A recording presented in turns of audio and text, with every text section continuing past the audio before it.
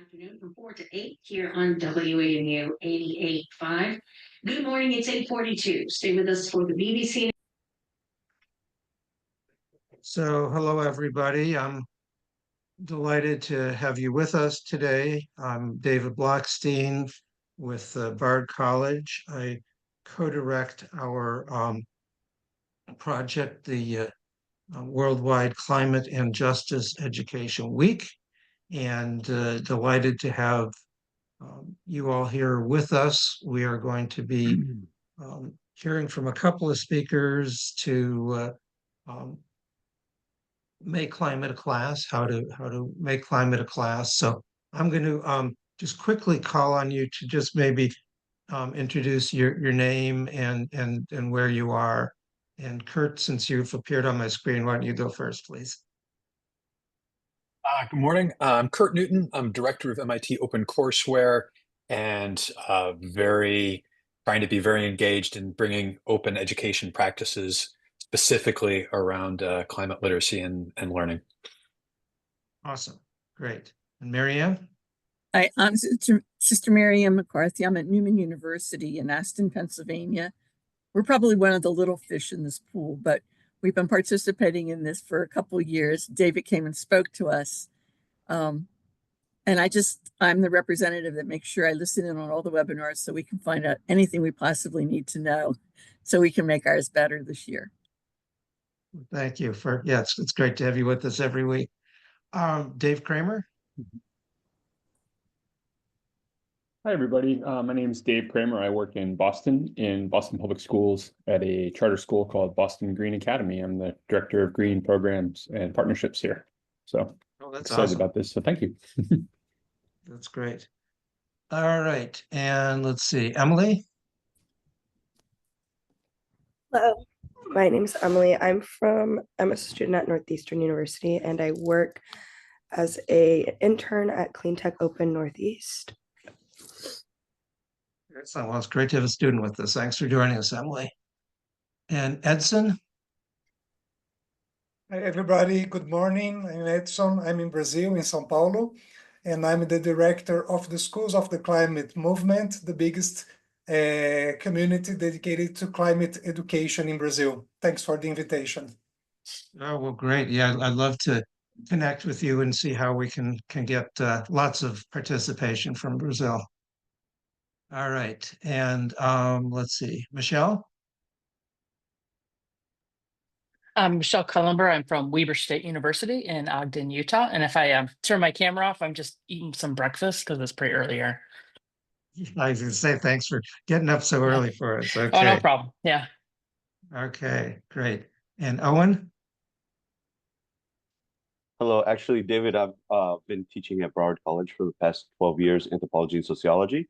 But now I went from full-time to adjunct. Now I work full-time for the Clio Institute. I'm the senior education and outreach manager, so responsible for putting climate education back into K-12 schools as our current governor is taking it out. And now you're based in Florida? Yeah, Broward. Well, Broward and Miami-Dade. I'm actually in Hollywood at the moment. Yep. Excellent. Okay. Well, I work for Bard, but I actually live outside DC, so I don't really know anybody, and a few people at Bard, but okay. And Somnath? Hello, everyone. I'm Somnath Kale from National Sun Yat-sen University, Taiwan. I'm PhD scholar here. Great. Well, good to have you again. And if you wouldn't mind putting your email in the chat, because I don't think I actually have your email address. And then let's see, Bhagashri, and I hope I pronounced that close.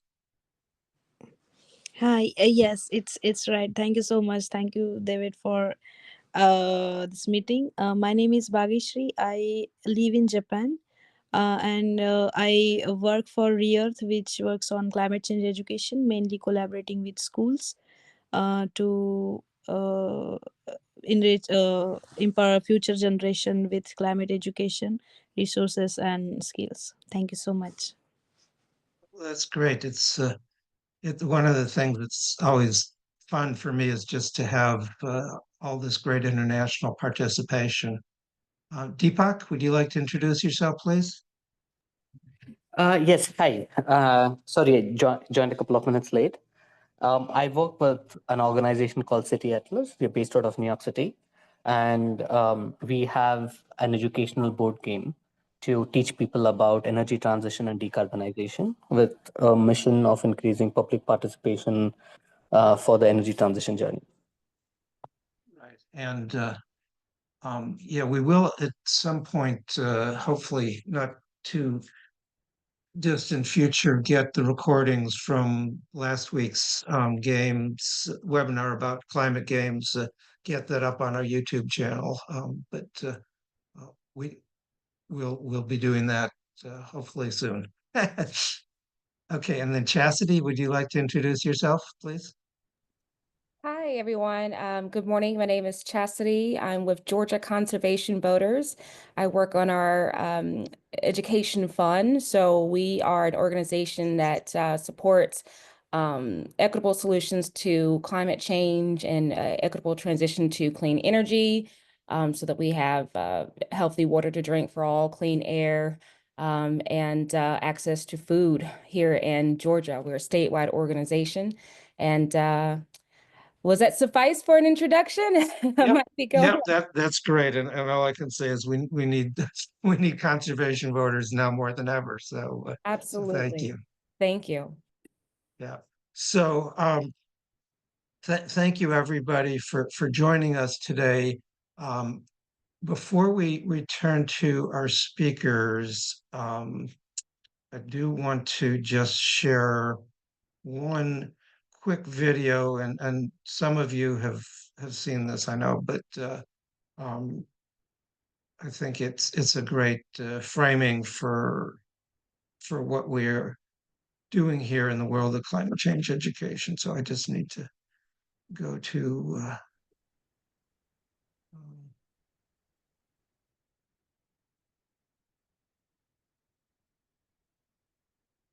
I can find it here.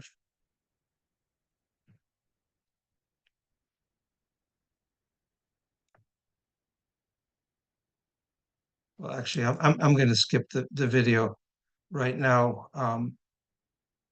So let me just talk up for a moment, sort of. I know. Oh, actually, we have one more person to introduce themselves. So, Ashmita, would you like to introduce yourself, please? Hi, hello everyone. I'm Ashmita Satkuli from Nepal. When I was in university doing my master's in Vienna at the Central European University, we had organized an event, and I've been connected with you all since then. And it's been a while, but I'm happy to be back and to see how I can join in and contribute. And yeah, happy to be here. Bye. Great. And as I was saying, it's fabulous to have our international participants, and we've one now we have our representative from Africa as well. So, Eunice, do you want to introduce yourself, please?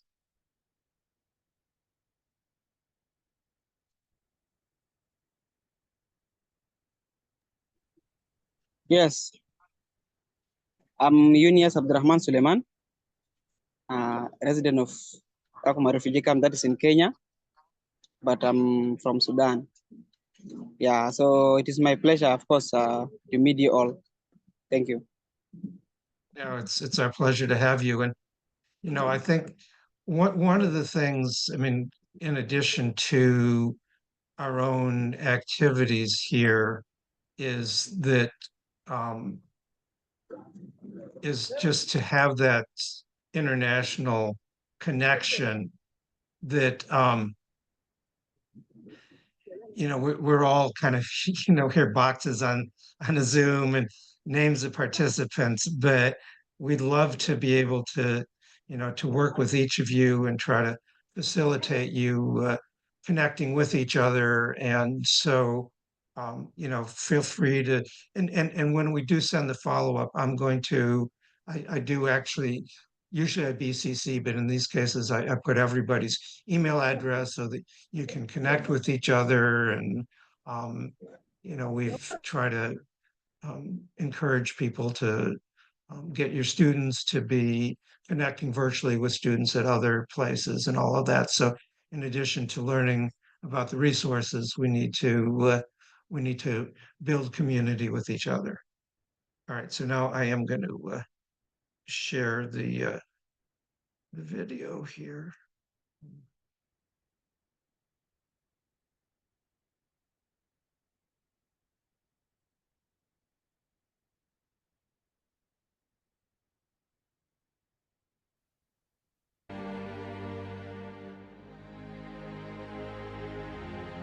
It can take air out of my little brother's lungs. What if it submerges my Bangladeshi land of love, magic, stories, and songs? I'm afraid my hands can do nothing to stop the downpour. I'm afraid it will leave us alone in a world of concrete and plastic. Groom Gaia into a vacant void. It will take the green and leave us in the dark. I'm afraid it will bring out the worst in people.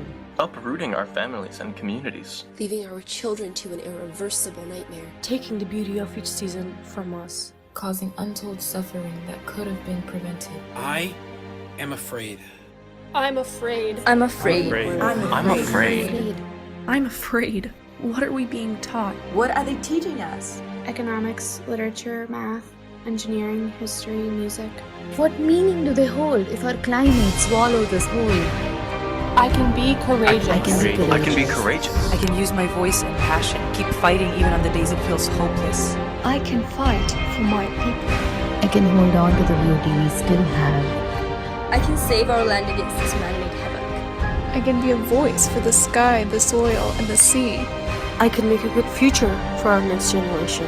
I can stand up, even when it feels easier to sit down. I can love my brothers and sisters and protect their lives, because we have the same mother, the great Mother Earth. I can be louder than polluters that try to silence life.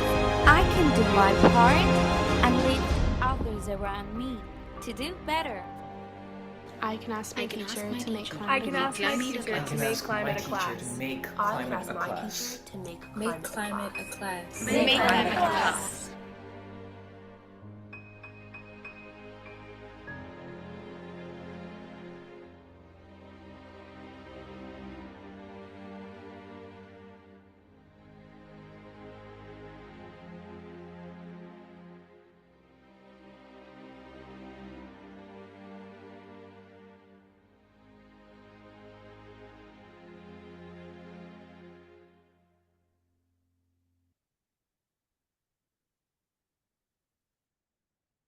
So I've seen that video many times, and as you see, it's from last year, but the message is still so strong, and I think it kind of frames the business that we're all in. One of our challenges, well, we have a lot of challenges, but one of the challenges is how do we get our colleagues who are not comfortable, or at least don't think they're comfortable in teaching about climate change, climate solutions, and climate justice, and show them that they have a role and that there's really an obligation for them to help their students to understand that regardless of what the student's background is, what their major is, what their skill set is, that there is a role for them in moving in this great effort that we all are engaged in of climate repair and climate justice. So fortunately, we have a lot of resources, and we have some great partners who have cataloged climate change curricular resources to make it so much easier for teachers to actually not only access resources, but to learn and to build the confidence. And really, this is one of our key theories of change, is that there are many teachers who want to be climate educators, but they just need a little bit of help and they need a little bit of guidance. And so for those of you who are in the field, you can learn, here are some resources, you can share them with your colleagues, and give them that encouragement. And what they'll find is that, of course, that students are very interested in these topics. They're concerned, alarmed, freaking out, and I mean, as you saw in that video, and that if teachers are teaching about climate issues in the context of what they, the nominal subject is, whether it's a language class or a humanities class or a engineering class or whatever, the students are going to pay attention because, we all learn better when we're really interested in something. And so, without further ado, let me turn. We have two resources collections that we're going to talk about today. We're going to first start with the wonderfully named. Well, they're both wonderfully named, but let's start with Subject to Climate and Lauren Flood. So go ahead, Lauren. Great. Thank you so much, David, for having us here today to talk about this. Let me go ahead and share my screen.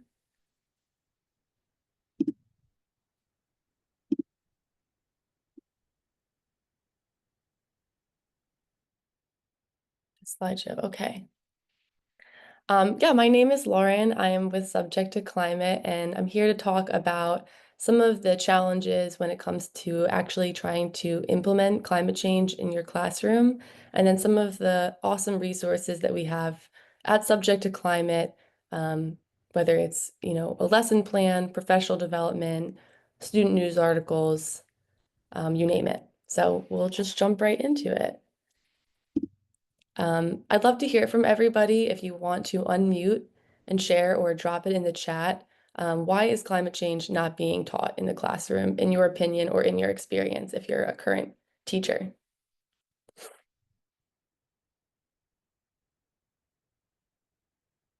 Yeah, Owen, thanks. I'm in Florida, where we go into middle schools and high schools to teach climate because currently the administration is actually having them taken out of the classroom in K through 12 public schools. And so we have the opportunity really to go in, because we're official partners with Miami-Dade Public Schools, Broward County Public Schools, Leon County Public Schools, and Orange County Public Schools. So we're going in and doing like climate change 101s, basic ones, but talking with the teachers themselves, they're afraid to lose their jobs. And that could be for pension, for salary, and a lot of other reasons. But most of them are afraid to lose their jobs and want to be teaching this.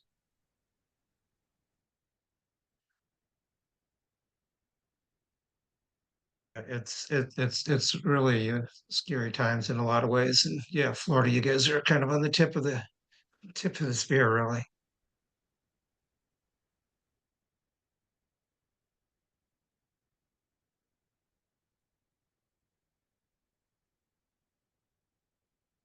I see in the chat, yeah, not having time. Great. So I'll just put up some of the ones that we hear a lot. Teachers don't feel prepared to teach about this. Lack of time and resources. It's just not fitting naturally into your curriculum. And then, as Owen was sort of saying, it's controversial, or it's perceived to be controversial, at least. That is why Subject to Climate was founded. So we are a 100% free platform with teacher-designed lessons. They are also reviewed by scientists for accuracy. We have curated resources from our content partners, professional development, news articles for students, teacher guides, and more. And our mission is to empower all educators to easily and effectively teach about climate change, climate justice, and climate action. So I will go ahead and show you our website now. I know there are some familiar faces here that are probably familiar with it, but we'll walk through it anyway. So this is our landing page, and I'm gonna first go to our teaching resource database. So this is, if you go to Explore by external providers, and if you want to follow along, it's subjecttoclimate.org. And from our teaching resource library page, you can see we have this drop-down filter menu. You can filter by all sorts of things: grade level, subject, location. We have lots of locations around the world, so you can really get local with the resources that you're using. But let's say I just want to click into one here to show you what the resource page looks like. So Healthy Environment Supports Healthy People. This is provided by Harvard Public Health, and it's for grades 6 through 8, 9 through 12. All the resources come with a synopsis telling you a little bit more about the resource. And then when we go down here, we have our teaching tips that are written by our teacher community members, and then scientist notes. And then you can also see the aligned learning standards, and you can find related resources at the bottom. Next, I'm going to show you Made by Us, which is our teacher-designed lesson plans and units. So similarly to our resource database, you have this filter menu here. So let's say I'm looking for a high school science lesson, and I'm going to look at this debate lesson plan for environmental justice. And similar to our resource, we have a synopsis, but what's really great about these is that you have the teacher-facing lesson plan, the teacher slideshow, and then all the other accompanying materials. If there's a student document, an answer key, you have your teaching tips and scientist notes again, which is great if you want to try to differentiate this lesson, and the aligned learning standards. And you can customize all of this by just clicking into the Google Doc and making a copy. The next thing I'll show you, which we're really excited about, is our 2025 Earth Month Teacher Guide. So this is the second year we've made one of these. We did it in collaboration with EarthDay.org, NEA, the Council on Foreign Relations, the Nature Conservancy, and Stanford Understand Energy. And there are guides for K through 12, 3 through 5, 6 through 8, and 9 through 12. But the one thing I'll want to show you is our Earth Month calendar. And I know it might take a second to load, so I already had it open on another tab. But the Earth Month calendar, if you click in to view the activity, what's really awesome about this is for each day of the month, there are activities for each grade level. So for the first, it's pick up trash, and you can see we've got this one for 1st through 5th graders, 3rd through 5th graders, 9 through 12, and 6 through 8. And when you click into these, it'll bring you to the resource at Subject to Climate. So the last thing I'm going to show is our professional development side of the website. So we do have these courses that were developed by our team at Subject to Climate, and they're free. But there are also tons of other professional development opportunities that you can filter by where you are. And we are constantly updating this. So there are new opportunities every week. And some of them are in person, some of them are virtual, and many of them are asynchronous. So whatever you're looking for, you should be able to find something that fits your needs here. Okay. So just a little bit more information about our 2025 Earth Day Guide.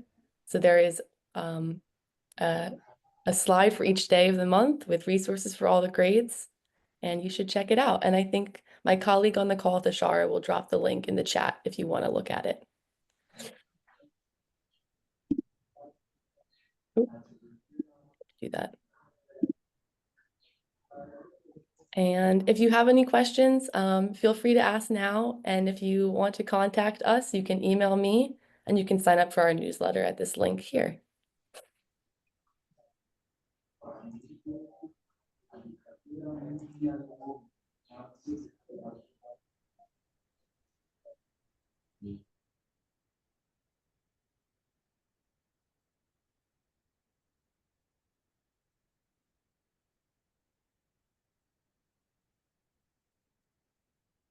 Thank you, Lauren. Yeah, I mean, it's a fabulous resource, and I've really watched Subject to Climate develop over the 3 or so years that they've been in existence, and it just keeps on growing and getting better. So, are there any questions for Lauren?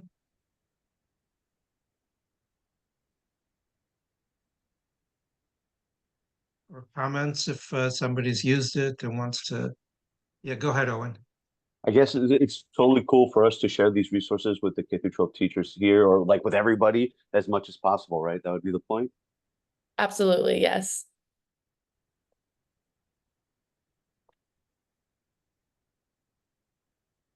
Yeah, so the idea, I think, one of the things that's so cool about it is that, if you're a second grade teacher, wanting to have a unit on language or something like that, you can just go in there and click on second grade or language. And if you're a 11th grade algebra teacher, you can click on 11th grade algebra, and there's at least something there.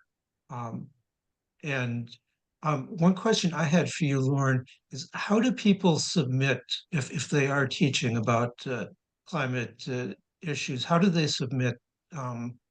And then what is the process for reviewing once people do submit? To submit a lesson plan. Yeah. So we don't normally have like people just submit the lesson plans.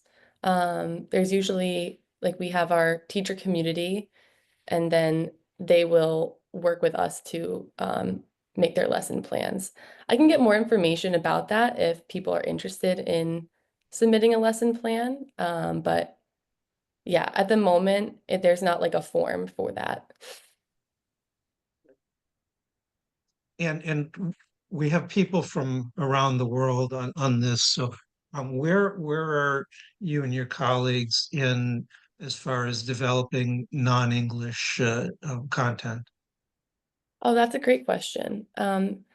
So we have, if you are in the teacher resource database, you'll see there's a language filter, and you can find lots of resources in many languages. As far as developing lesson plans that are in other languages, we're still pretty early on with that. We have a couple of Spanish lessons, but it's something that we're definitely hoping to expand on. Okay. So pretty much all English at this point. Great. Except for our teaching resources, then yeah. Okay, great. Well, thanks, Lauren. And Lauren's going to be with us. So if you have other questions, you can put them in the chat, or when Gina finishes, we can go back to some general discussion. I'm sorry, Sushara, go ahead if another member of the Subject to Climate team. Yeah, thanks, David. So regarding going back to the question on lesson plans. So like Lauren mentioned, we don't take requests on lesson plans, but we do, we're open to resource suggestions. So if your organization has a resource that you would like to add to the Subject to Climate database, there is a button on the resources database. If you go here on the top left, it's called Suggest a Resource, and there is a form right next to that. And if the team feels that it is a good addition to the resources database, they'll get back to you on it. So I just wanted to add that on. Yeah. Thank you. Great. Thank you very much. Yep. All right. So the other fabulous resource collection that I want to talk about is, or have somebody else talk about actually, but have us learn about, is the CLEAN Network, Climate Literacy and Energy Awareness Network resource database. And Gina Fiorelli Desranlo is going to be our presenter here. So take it away, Gina. Thanks, David. And looks like, there we go. Can you see that now? Yes. Okay.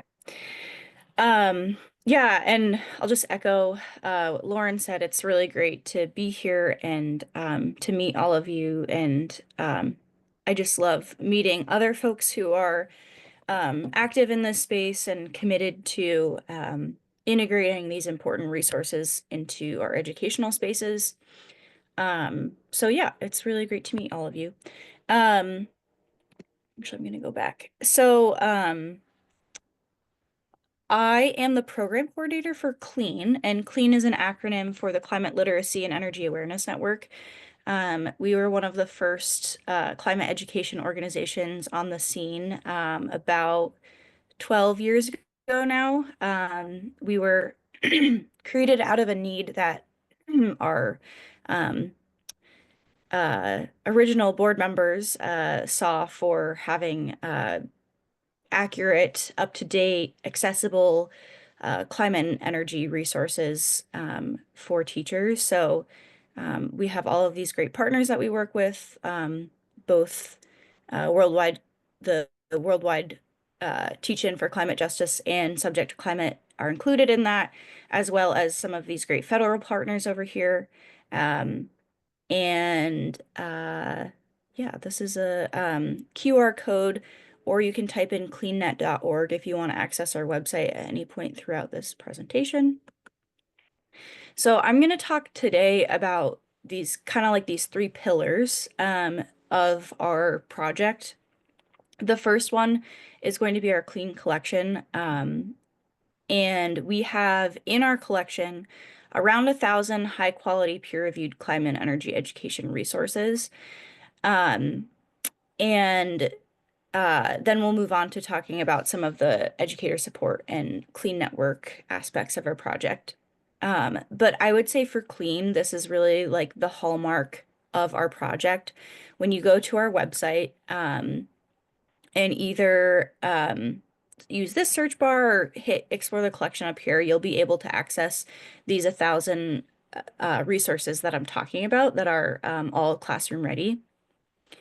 And everything that we have in the collection and on our website is really based on these educational frameworks. I know probably this is more of a US based thing, but a lot of science teachers really have to base their curriculum around these next generation science standards, which are focused on science concepts and processes, and then also these really important frameworks. The climate literacy and energy literacy frameworks were developed by scientific agencies in the US as well. The energy literacy framework was developed about 10 years ago, and the climate literacy framework, very excitingly, was updated this past year and includes some more up-to-date scientific and also social science information in it, addressing the big ideas of climate science and also the big ideas of energy science. So we're really based on these three frameworks and focus on climate literacy, applying problem system thinking and interdisciplinary approaches. Our best federal partner is NOAA, again, which is a U.S. agency, National Oceanic and Atmospheric Administration, and they're an amazing resource for teaching about climate change. This website, climate.gov, is what our website is fully syndicated to, and helps us coordinate and funds a lot of this work. So the CLEAN collection that I mentioned before is really a special thing because it is reviewed heavily by our community and has to meet very high standards to be in our collection. They're aligned with all of those frameworks that I mentioned. We have filters, and again, they are all free and easily accessible online. So, the benefits of CLEAN. When you go to Google and you want to search something as simple as hurricane lesson plan, it's easy to be very overwhelmed by all of the results. There are thousands upon thousands of results, and it's really hard to know what of those are going to be scientifically accurate and also something that would actually be fun and interesting to teach in your classroom. However, when you search the same thing in Clean, you have less matches, and there are all going to be resources that have been reviewed multiple times by both scientists and educators. And it kind of narrows it down for you, and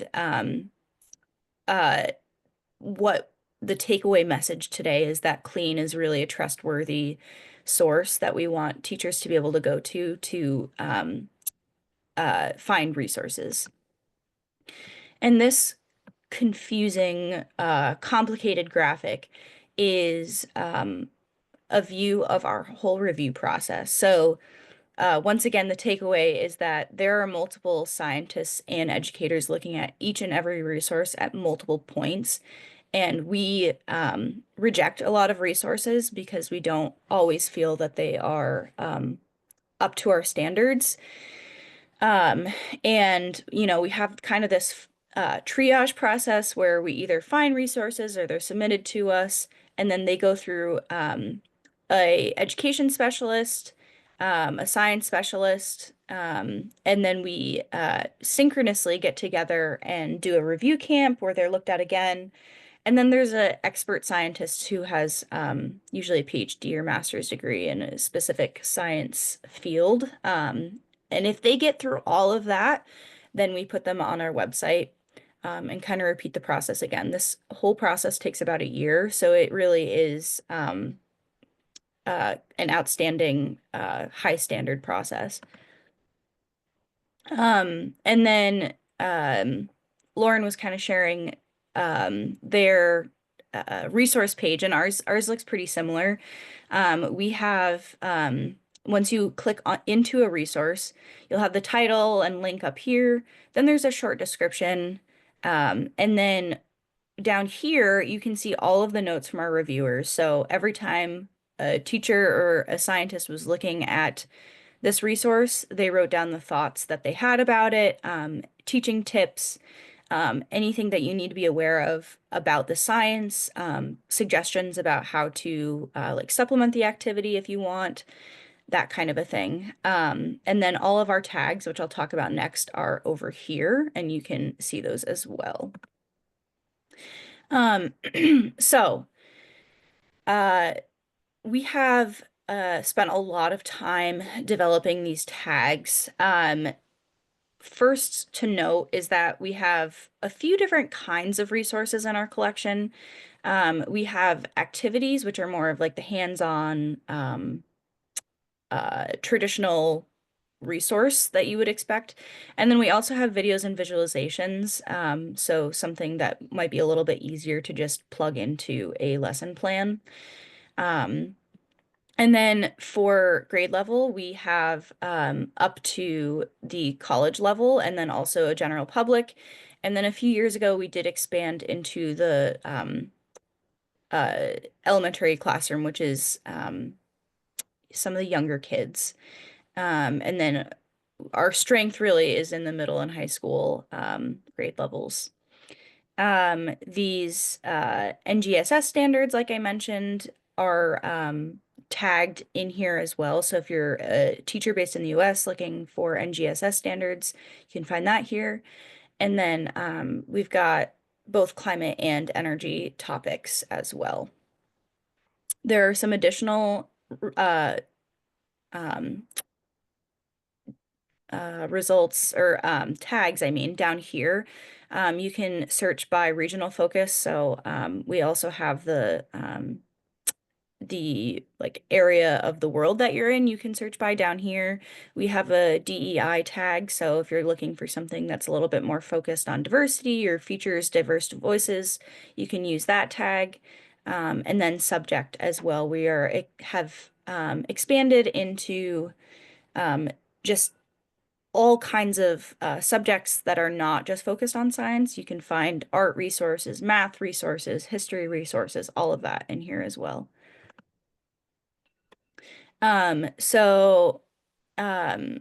just because we have an international audience, I'm not going to spend too much time on this, but if you are teaching with the next generation science standards in mind, we have a browse by NGSS that you can use, and then also some three-dimensional classroom units as well.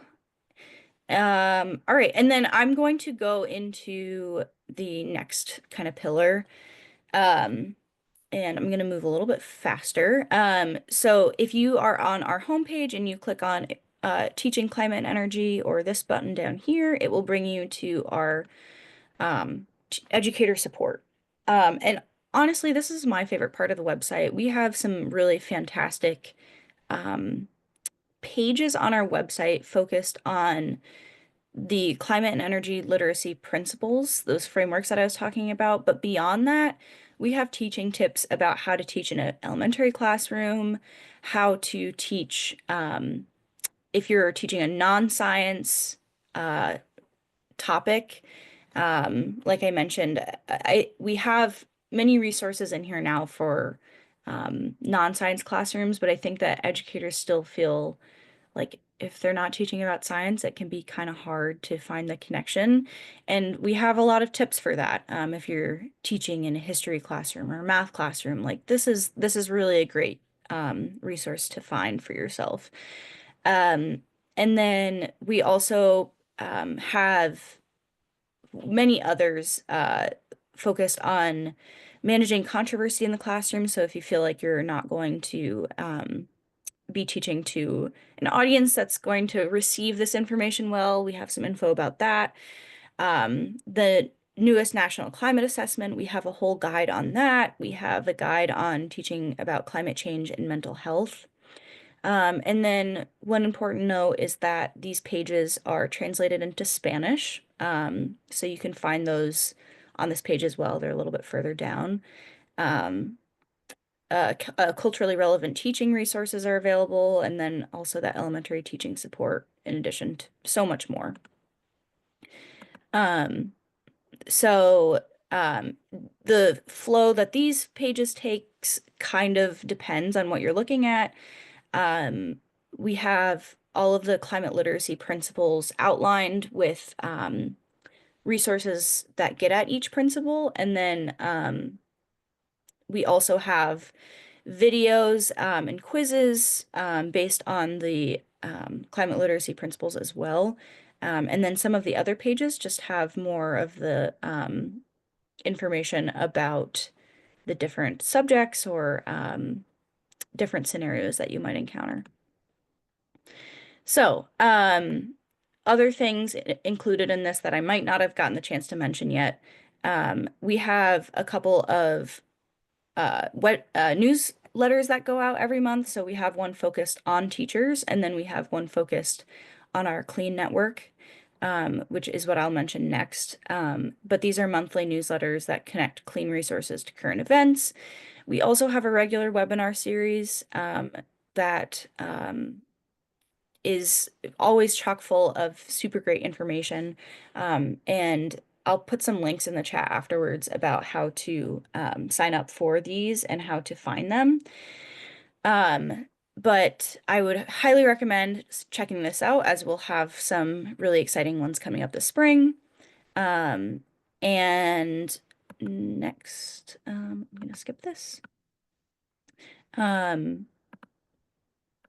Next, I'll talk about the Clean network, which is kind of like, in addition to teaching climate change in your classroom, this is another kind of call to action that we have.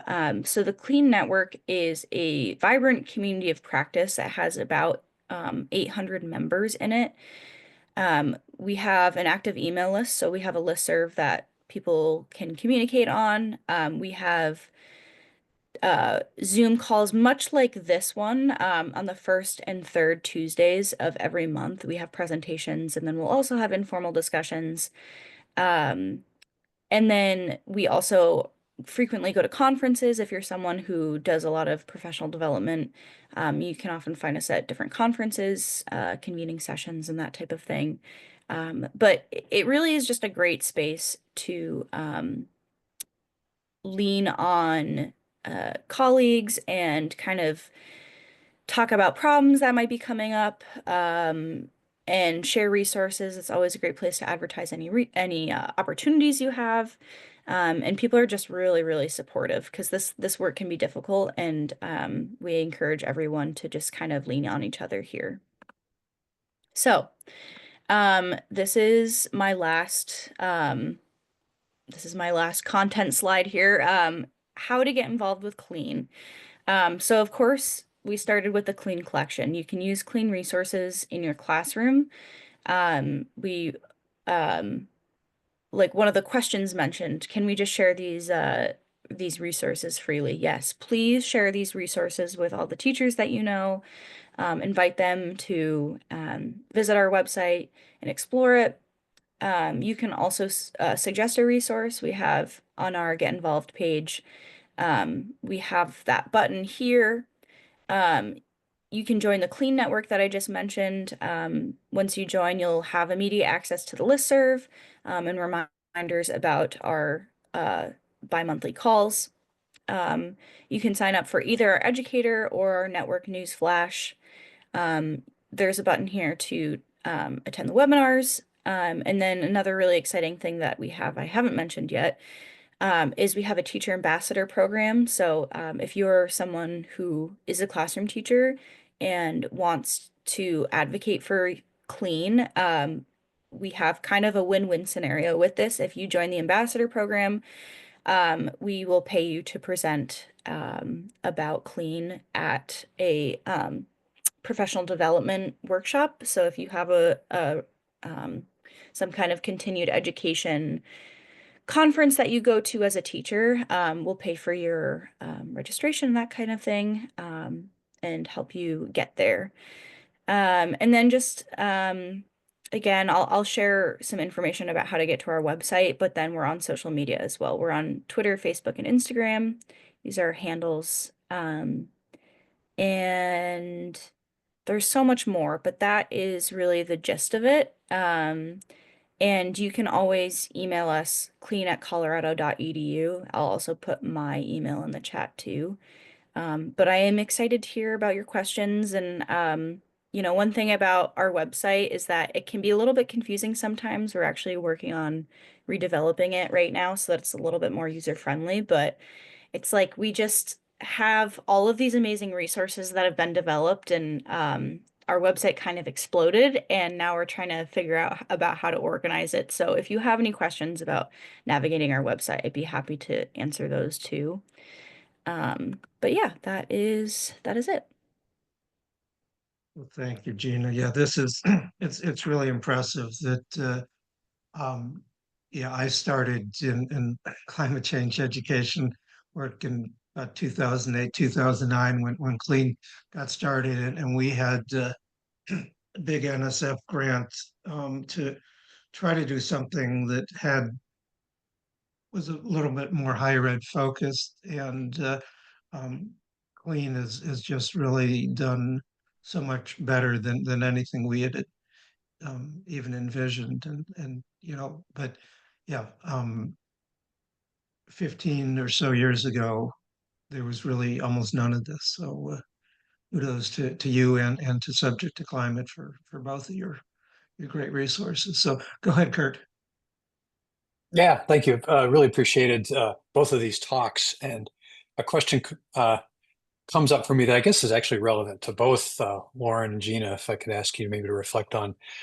So I come into this work in part from my professional role in open education for the last couple of decades, where materials are licensed explicitly, not only to be free to access, but also people are encouraged to make adaptations, you know, make it more culturally relevant, localize it, and then especially to feed back those adaptations into the shared commons so that everyone else can be similarly inspired. And in my conversations, for instance, with community college instructors, that sort of the latter part of the equation becomes really important. And I'm curious, in the programs you're running where you've got both these resources and some investment communities of practice, what you might be seeing about the energy around localizing, making these adaptations from the source materials more culturally relevant, and possibly encouraging people to feed that stuff back in, because I feel like that step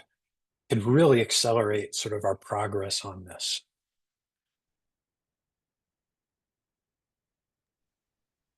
So so I understand the question. So you're asking about how do we focus on localizing the resources?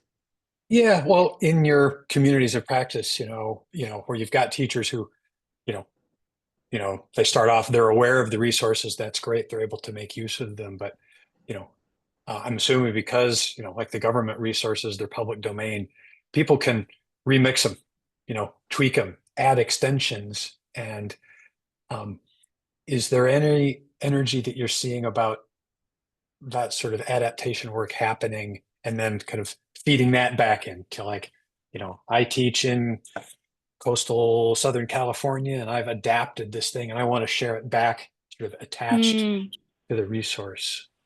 Yeah, Yeah. totally.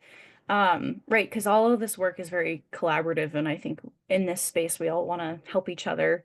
I will say for Clean, our focus has always been having items in our collection that are something that you can easily plug and play into your own lesson plan.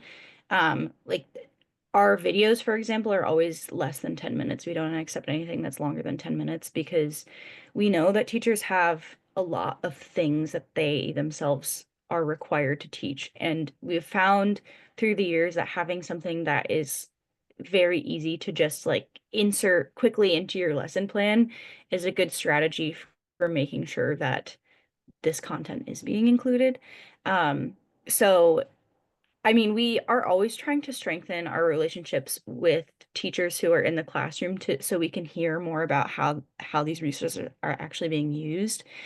We don't have like a super formal way of hearing specifically how they are being used in lesson plans and that kind of a thing, but I will say that that is a huge focus of ours, is making sure that what we have is very easy to just plug and play. And like you said, something that someone can make their own and kind of adapt into their own lesson plan.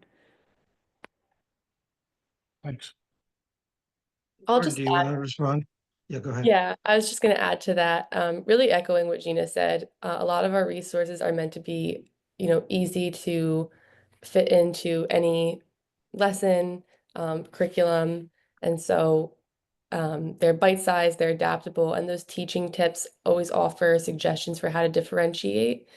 But one of the things that Subject to Climate does that I didn't mention in my presentation was that we have localized state hubs.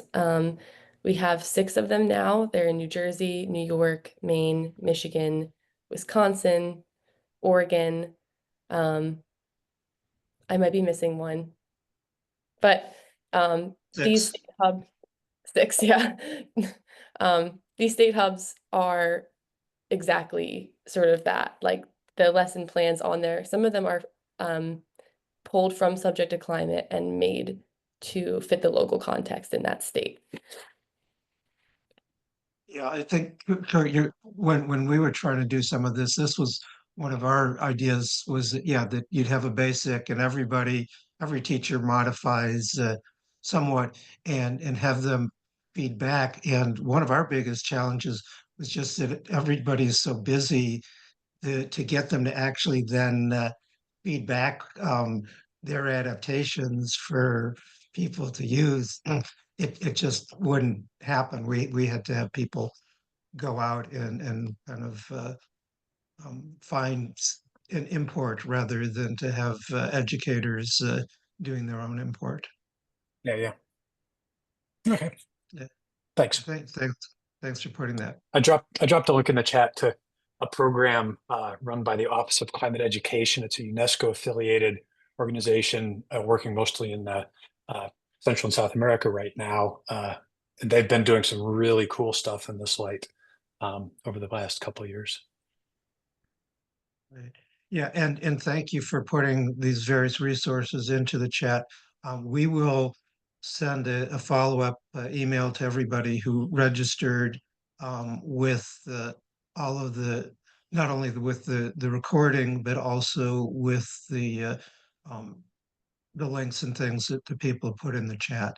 I'll just mention, I just put in the chat last week in our webinar on climate games in preparation for Worldwide Climate and Justice Education Games Day, April 11th.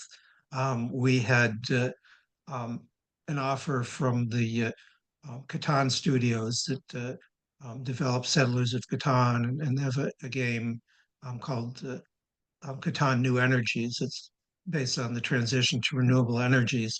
And they've made a very generous offer that for the first 100 educators who pledge to register to make climate a class, to register with us, and then to use Catan New Energies, that they would provide a free copy of the game. Unfortunately, they can only do it with US and Canada because of their licensing agreement. There's a different distributor. It's a complicated thing. But anyway, so I put that in the chat, and I'll include that in the follow-up. So are there any other questions for Lauren or Gina?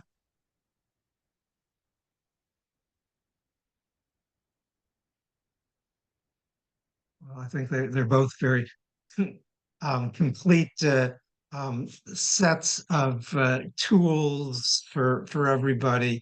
I will just again thank you both and just mention upcoming that next week we're going to be talking about food, BYO, but the food as a way to engage climate action, essentially. Mike Hoffman, a emeritus professor from Cornell University, who's done great things in terms of food education, not food education, but using food in climate education, is going to be presenting next week. So I encourage everybody to come to that. The following week, I think it'll be more of a community sharing where, it's getting to be a month, 2 months away, less than 2 months away from Worldwide Climate and Justice Education Week. And so we'll invite people to share their plans, ask questions, talk to others about what their needs are. So it'll be more of kind of an open dialogue. So before I conclude, Deepak, you had a question or comment? Yes, hi. So actually two things. One is to follow up on what Kurt also mentioned about feedback. Sorry if Lauren, Gina, if you already mentioned it, but I was just curious to see how are you incorporating feedback, dynamic feedback, continuous feedback as shared by people, as shared by teachers. And the second one is with a lot of these curated materials and now AI agents coming in, do you see an interest in increased adoption of these resources by teachers, or are they finding this to be a threat?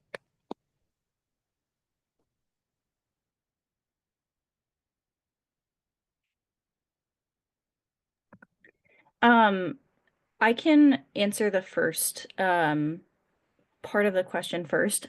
So we actually have a form on our website where people can, I'm trying to find the link, I'll put it in the chat, but people can contact us by saying like, hey, I've used this resource, or even reporting a broken link. It's a huge task to maintain 1,000 resources, and sometimes links get broken. So we have a form on our website actually we get a lot of responses, and we get all kinds of feedback. Some of it is more practical, some of it is more just like, this is what we're doing. It's a big array. I'll let Lauren speak too if she has other thoughts about that part of the question. Oh, you're muted, Lauren. Thank you, Gina. So if you go to our homepage, there is a little blue tab on the side of the screen that says feedback. And that's where you can submit it's not just issues with the website, but yeah, suggestions about resources, ideas you have.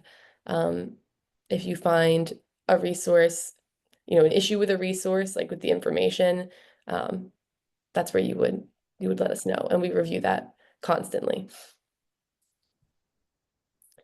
I think might need you to repeat the second part of your question in this.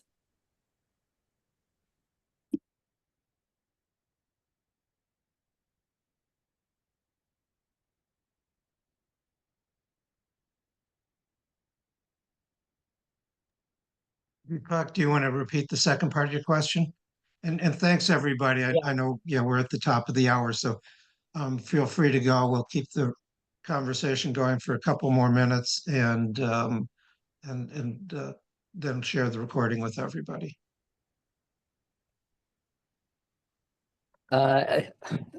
Cool. Okay. I mean, thank you for the response over the feedback, and just a quick reaction as and I, we could always follow up about this, but I'm also then curious about feedback for the feedback. How do you get back to those who are submitting feedback to acknowledge, what they're sharing with you? That's going to help, further help you and further increase engagement. But you don't have to respond to that right away, But the second part of the question was about the beautiful set of resources, right? And now with an increased use of artificial intelligence to guide people on learning journeys. Keeping that in mind, I'm just curious if teachers are finding your set of resources to be of help, or are they also perceiving these resources to potentially be a threat to their own jobs? I think that, there's a lot of pros and cons to AI, right? I think we all know that there's great things about it and some concerns about it. I haven't heard, it feels like the role of an educator is very special in that they are making personal connections with students.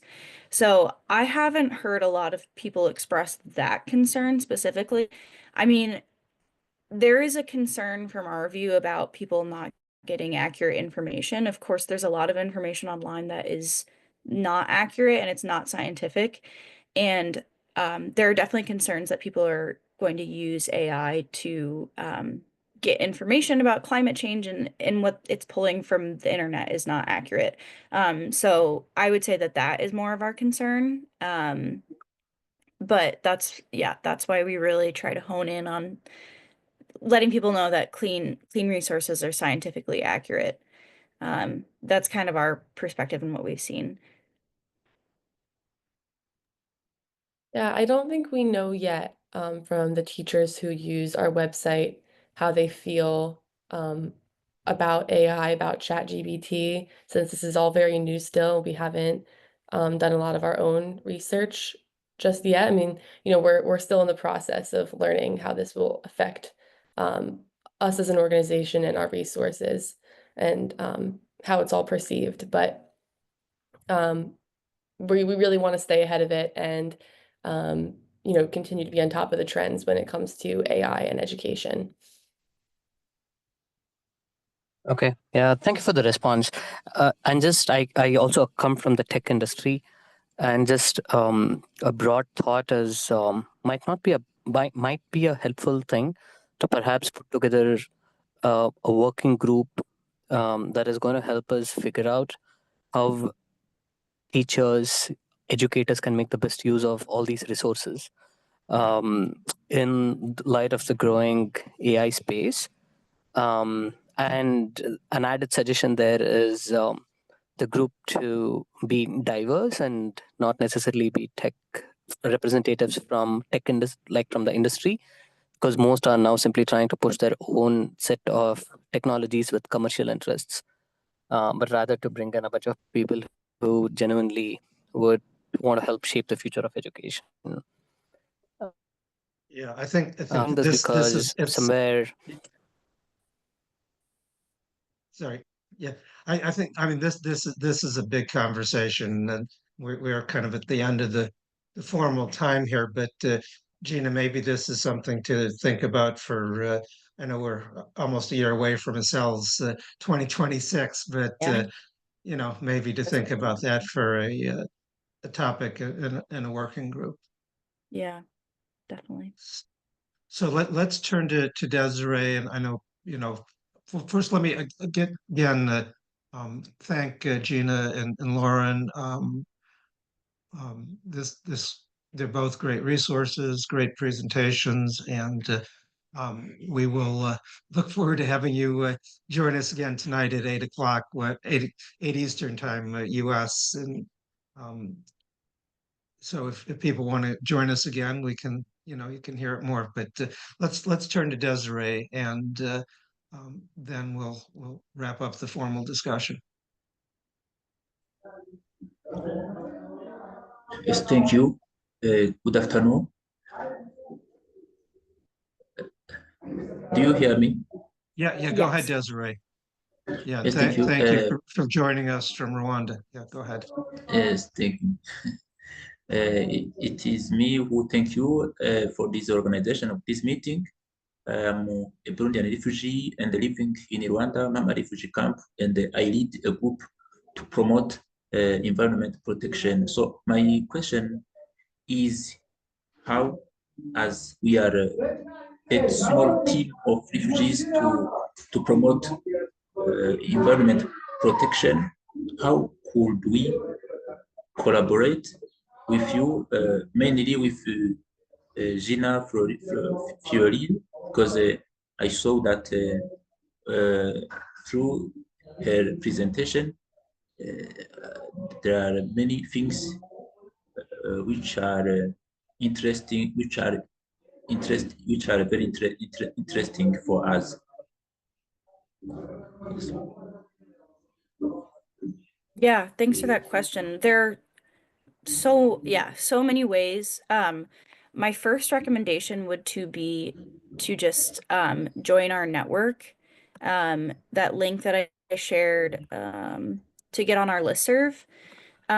One thing that comes to mind is we are always looking for presentations. So if you want to share about your work during one of our calls, like what we're doing right now, that would be really great. I think it's always good to hear all kinds of perspectives. So that would be my first recommendation, but maybe there's more beyond that we could talk about.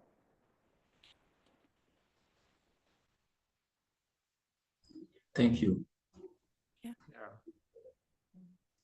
So, Crystal, thanks for joining us. I'm not sure where in the world you are, literally, but we're actually just wrapping up.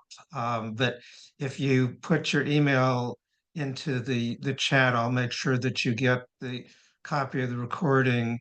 And we are going to do, it is now 10 o'clock a.m. Eastern US time, and we'll be having another one in 10 hours from now, another webinar with the same presenters at 8 p.m. Eastern time US. So I apologize if we got the time zones confused. It's tricky.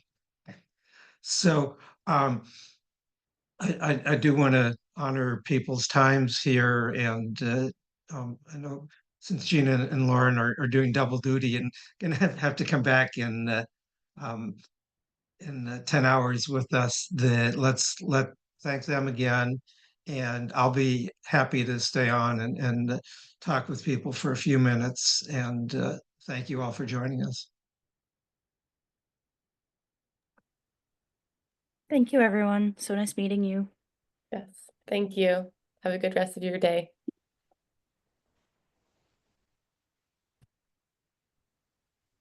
David, a quick question for you. How not very familiar with the resources shared today, but I really enjoyed learning about them. So I would love to put a bunch of So you're breaking up. People in a couple of different houses. How much of a fit is it? You know. Sorry, Deepak, I'm not hearing you. I heard you up to the point where you said you would love to, and then didn't hear what you would love to do. Okay, yeah, sorry. I'm on the road, so so what I was asking is, I want to nudge a bunch of people to attend the next webinar in India, Nepal, and a couple of other countries. But as I get them to do it, I just want to be specific about the value addition of these specific resources in non-US countries. So based on your understanding of these, should I give a strong nudge for these people to come attend the webinar?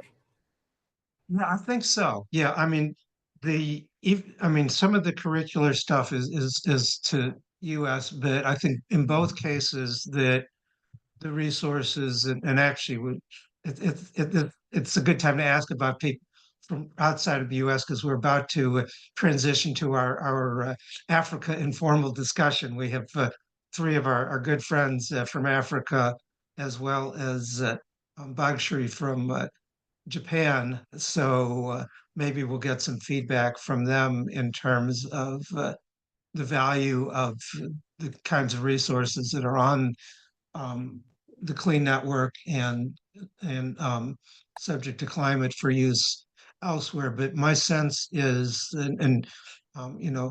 Paul and Eunice and Desiree and Bagashri, you can correct me, but my sense is that curricular resources are a great need in everywhere, and that having collections like this make it easier to reach teachers. But maybe one of you wants to comment on that.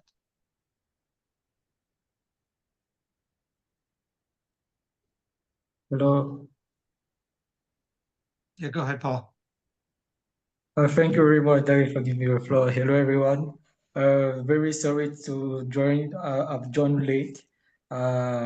Yes, this is independent from my own perspective because I had a mismanagement of time zones. Yes, yeah, so sorry about it. The time on my computer is different from the time on my phone. So yes, because of so sorry about it. I just want to let you know that we are working on our theme of reference. Yes, for the African Climate Justice and Education Week So I would like to say we are already in an average of 85%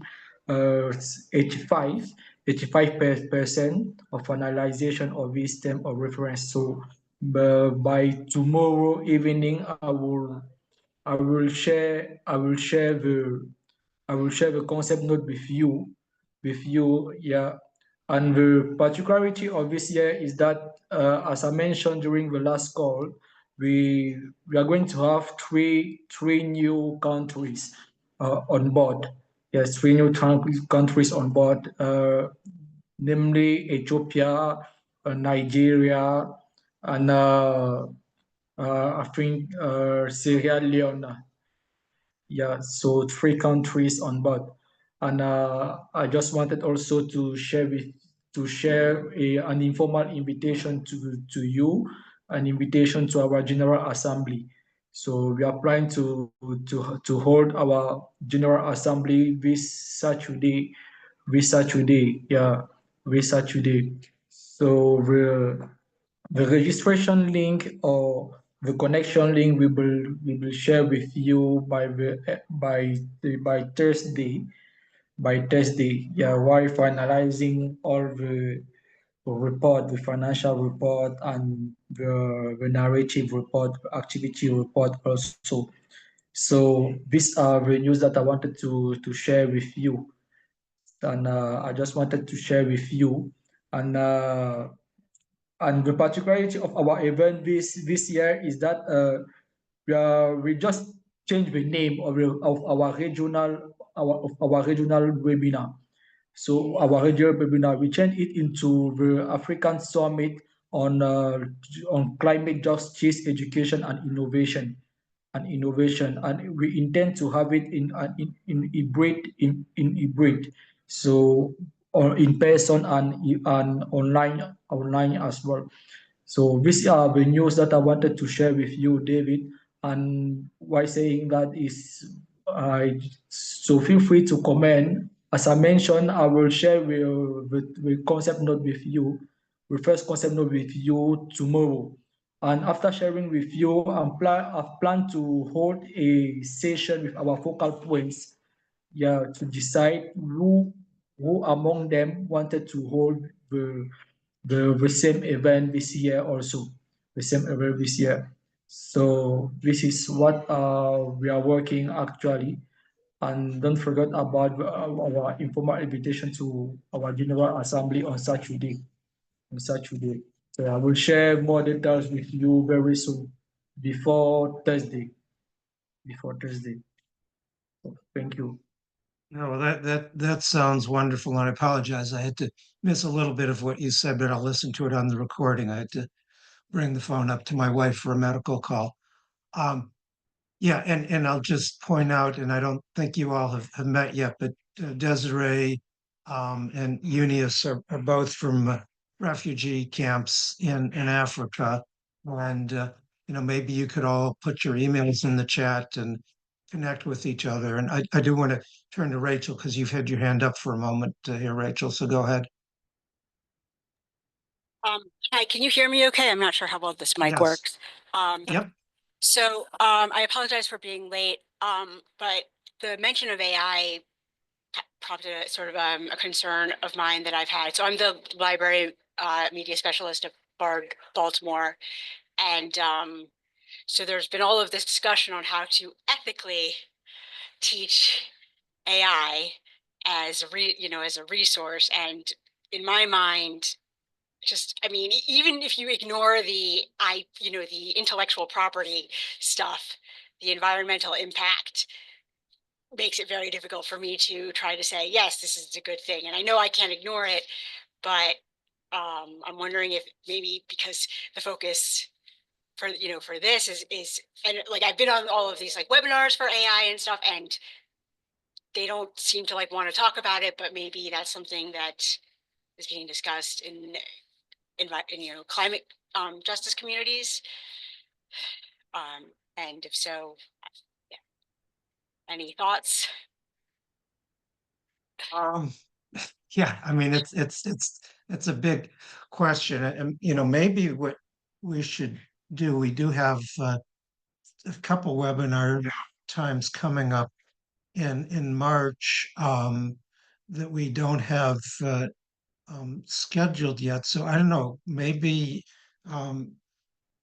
Deepak and Rachel, and maybe there's some others that I certainly am not prepared or confident to lead a discussion about AI and climate change education. But if either of you would be interested in organizing something or suggesting speakers or something, that, I mean, I don't know, I'm looking sort of at my three African brothers in places where even connecting to the internet is a challenge, and whether talking about AI and climate change education, whether that's even relevant to you. So I'm really just kind of raising the questions, I guess.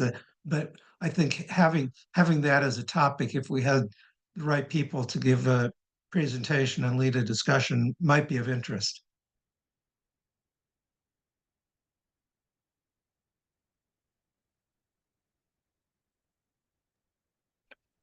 And quickly chiming in, I don't feel confident yet to be able to facilitate something like this, but I think let me look out for a bunch of resources and potential speakers.